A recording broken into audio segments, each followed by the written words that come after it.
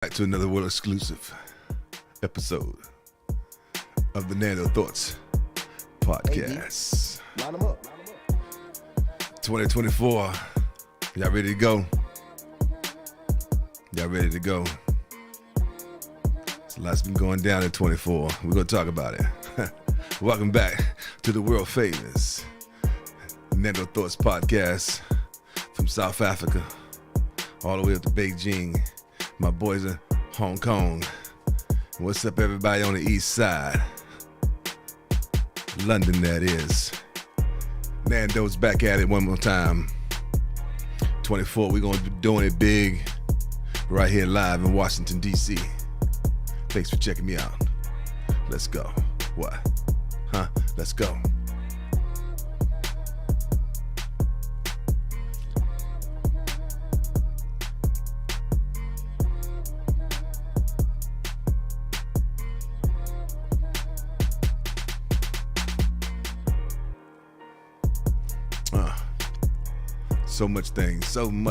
So many things rather. We got to cover. Yeah, man. Bring this music down. Thanks for checking me out, guys. Thanks for rolling through on the podcast. If you don't know, now you do. Nando Thoughts podcast, the world famous podcast, the only podcast the cats sit back and listen to me and end up getting into a conversation, be like, what'd you think? So it's that kind of podcast, you know. So yeah, it is what it is. The name says it's all. Nando Thoughts podcast, meaning I don't give none of it of what you think. Say what you want to say, however you want to come back at me. Hey man, this is it. This is what it is. It's a podcast. You got the right to like it or not like it. I'm cool with all of it. But thanks for checking me out just the same. Oh man, this year been kind of bubbling, man. It's really been bubbling. It's been bubbling like yeah, it's coming out the box hot. Lots going on pretty much all over our country, in every space of our country. You know, there's a lot going on from the inner cities to the suburban world to it's just a lot of moving parts right now, and you got to pay attention to all of them because they all affect us in our communities. But yeah, man, we gotta figure out how we can stop people from killing each other. That's the biggest thing we got going on now in our communities. How do we stop from killing each other and finding a better way, some type of resolution? It can't just be from 0 to 100 just like that, and then all of a sudden people are gone because these senseless murders and killings are affecting so many in the community, and they're destroying our communities. We got to figure out a better way to just resolve our issues. But there's a lot going on. There's a lot going on. Not just that, you know. I see this Cat Williams thing popping off on the internet. A lot going on with Cat Williams, and I like Cat Williams. I think Cat is one of those dudes that he stands 10 toes on whatever it is, and you gotta respect that kind of guy. That's all you can say about that.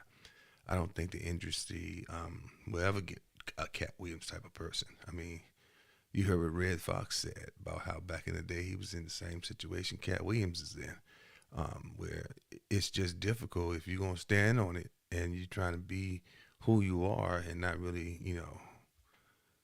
take away from your soul in order to gain something, then you got to be that way. Sometimes you got to walk away from it, you know. There's a saying, the squeeze ain't worth the juice. So you got to let it keep pushing, you know. And I get all those guys that go through that. From I think of so many comedians that either was with the shits or they wasn't, but they was still equally as good. You know, they just didn't get a chance to pop off and live on that side because they wasn't willing to maybe perform or whatever it was when they had to. So it became an issue for a lot of people, especially now when you hear about what's going on with Cat Williams. And it's not even Cat Williams, it's Monique. It's a lot of people and artists that people like, wondering why didn't they have their, continuation of their careers and what stopped them. And then when we hear these stories are basically minorities on minorities killing each other chances in business or career or whatever the case it is, minorities on minorities. And you try to make sense of it and you can't. You really You really can't. You can't make sense of it because, at the end of the day, it's a business deal that went bad. And sometimes the business deal goes bad before the relationship goes bad. And then the relationship compounds everything that makes, the whole situation bad. And then it's just a mess. So yeah, man, I see Cat Williams finally being able to, you know, hit his stride like he needs to be and like he deserved to be because he's one of the best. He's one of the best, no doubt about it. Um, you got a lot of guys out there that scream this legendary this and legendary that.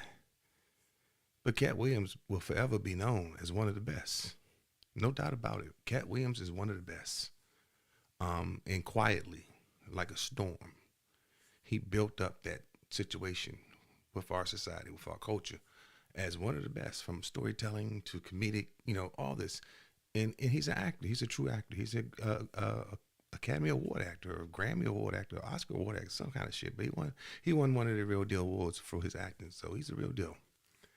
Um, you know, like in any business, man, you got people that rock with you and you got people that don't rock with you. I think Cat is one of those guys that he's better off for his trajectory. He's better off for it. I think that maybe he might have thought in his way of, you know, pursuing comedy that he wanted all that, but I think he's better off and he ended up in a better space by taking his trajectory that he took because now he's, all the independent that he need to be able to continue to be who he is, and then he have to give up nothing. But sometimes you have to sacrifice to get there, and that's what he's been going through. So for a lot of the comedians that to think the Cat shouldn't say what he said, I think it's crazy. I think Cat had every right to say what he said. I think for him to put that out there like that, however he felt, it was his choice. And for the people that said that he shouldn't have done it, I say that the people that made him feel that way, or the people that he had communications with that didn't go well, they should have figured out how their situation should have been better. That's not for me to figure out, and that's not for me to say if he should have said what he said or if he shouldn't, because it don't matter to me. But what do matter to me is that the fact that these people put themselves in this position to be called out in these ways because maybe they wasn't treating people right, or maybe they wasn't being respectful. How matter, however you feel about people, you still want to leave people in a decent situation where they don't feel so bad about you. And I know I'm the worst at it. If I don't feel like fucking with something, then I just get crazy with it, and I just ignore it and won't give it the time it needs. Sometimes that could be bad. All the time it could be bad shit, and sometimes all the times it could be bad. This election stuff, I'm gonna try not to talk too much about it because I know a lot of people don't want to hear about it. A lot of people don't want to hear about this election stuff. It's weird seeing a lot of young guys, especially minorities in our communities, screaming Donald Trump, Donald Trump, Donald Trump. That's weird to me. Um, it's just weird to me. I don't know what that is. I don't know.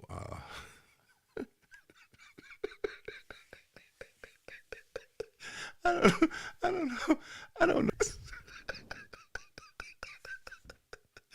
I was gonna get up here and try to make some sense out of this shit. I can't make no sense out of this shit, man. I can't make no sense out of these young brothers in this hood, young Donald Trump. I swear to God, I can't. I ain't got shit to say.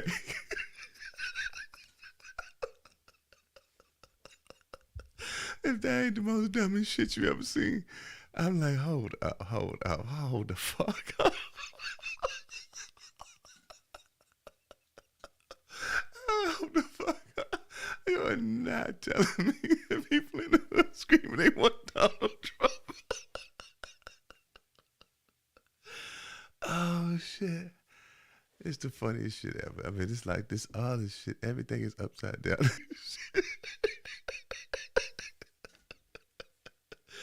Bro, I mean, if I had to say, man, bro, one day, I ain't bullshit, bro. One day, man, telling you, we're gonna be able to go through the hood and everybody gonna be screaming, we want Donald Trump.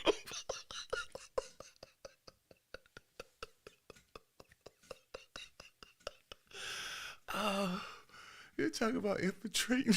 You talk about infiltrating the troops.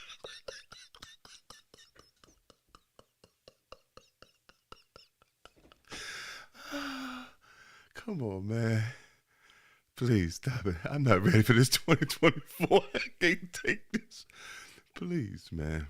Please. 2024. Please. It's too much going on. I cannot. I cannot. But I know what I'm not going to do. I am not going to start my year off with people showing me videos of brothers in the hood screaming, they want Donald Trump.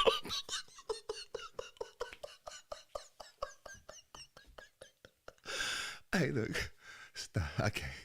I just can't. I can't. I could just hear the conversations. Oh my God, my head is. Oh my God. Oh my God. Yo, please. Please. Yeah, please. New directions with this one because this is a lot. This is a lot. And I find myself seeing more and more of this propaganda going around. How poor people want Donald Trump back as president. Poor people want Donald Trump back as president. I'm thinking to myself,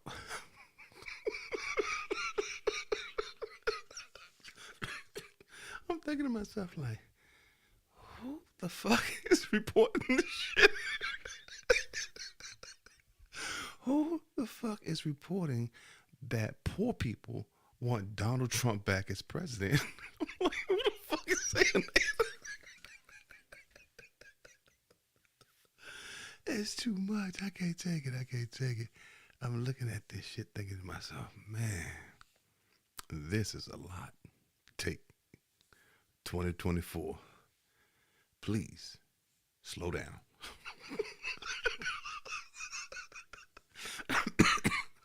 Oh my God! Oh my God! I gotta drink some water. Hold on, I gotta drink some water. This is too funny. This is killing me. I ain't laughed like this in a long time. Oh man, I had a bottle. I actually had a glass of whiskey. Dropped it in the kitchen. Got the whiskey right here. Got the whiskey right here. If you ever get a chance, man, get your hands on this right here. It's called Heaven's Door. Heaven's Door is brewed out of Indiana. Oh yeah, this is a 10-year age. Incredible, incredible whiskey. I was surprised, and I was surprised. But this is definitely going to be something I put in my bar, and I sit, and maybe for 10 more years I can have it at 20-year age. But this is a really good drink here. I think I'm gonna probably get a couple more bottles. So they're not cheap. They're about $100 a bottle, but it's a really good whiskey if you like whiskey. So man, I don't want to sit here all night and just keep yapping, but I thought I thought that'd be that'd be an interesting take if you look at that concept of what's really happening in our politics. And I'm just surprised that all this stuff that's going on is going on the way it is. I find it interesting and amusement at the same time. I'm trying to just find the humor in all this because if you looked around and seen what was happening really outside your window, you'll cry. You cry. I mean, for some reason, we continue to threaten each other as humans all over the world with mass destruction, wars, all kinds of stuff. We continue to do that. And it seems weird that we have these two levels of what's really going on in our world as far as weapon threats, army threats, military threats. Then you have, all the other stuff. And it just drives me crazy when I think about how we're so, screwed up, overall, just on the planet, not just in the country, but on the planet, how people are just so screwed up. But then you think about, there's so many humans on this planet that you gotta have a few weird ones, right? You suppose? And some of them are really weird. So you gotta kind of make sense out of it. I don't know how you make sense out of it, but you think about it just the same. I was going to talk about this Red Fox story that was out the other day, where he talked about the industry struggles and how other comics stole his jokes and how he had to walk away from certain jobs because they just didn't fit with his spirit and how he wanted to move and how he wanted to present himself and what kind of work that he wanted to use as portrayed art.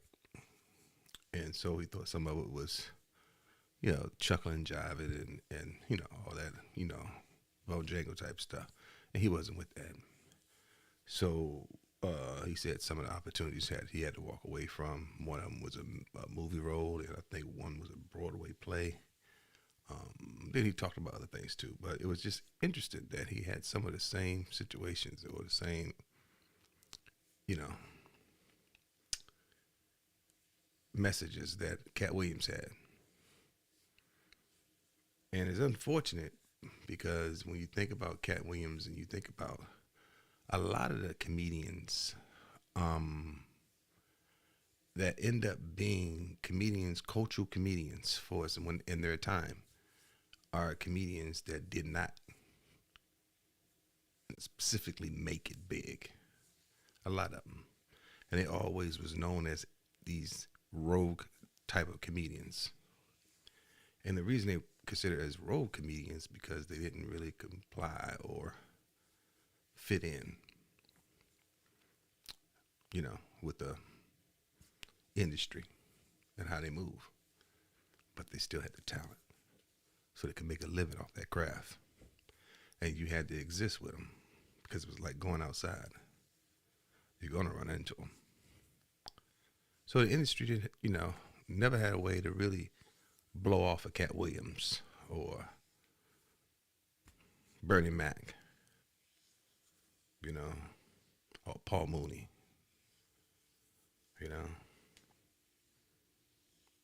or Kingston. All these great, great comedians just had to go a different route. But they loved their craft so much that they stayed course. And they walked over that glass to get to their audience.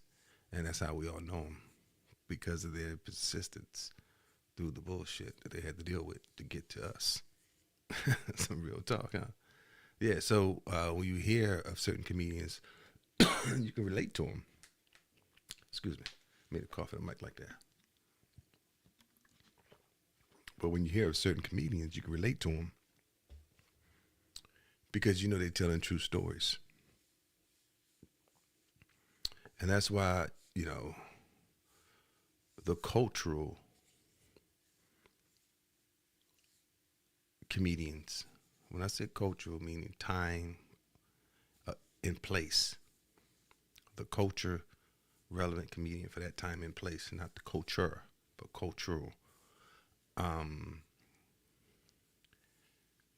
It'd be interesting to see, where they line up when you look at a schematic of, these people over time. So if you put Flip Wilson in there, Mobby, and I'm going way back in comedian land, all the way up. And then what was happening in between that time, get all these data points and understand that if you listen to these materials, you can stack it. And we have a true database of what was happening in our culture, in our time. We can spin it up. We can graft it out.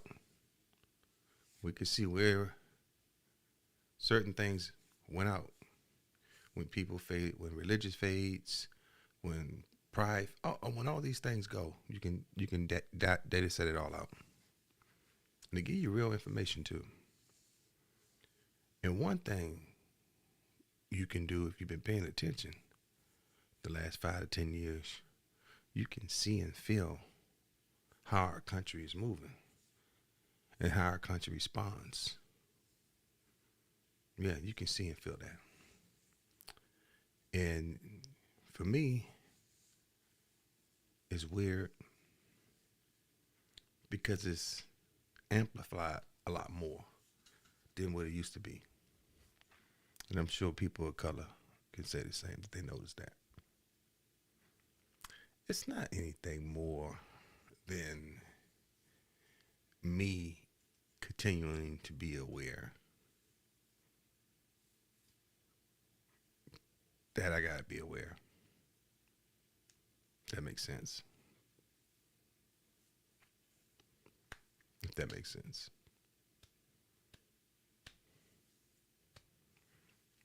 Next week, we're going to be broadcasting from a really special place. Yeah.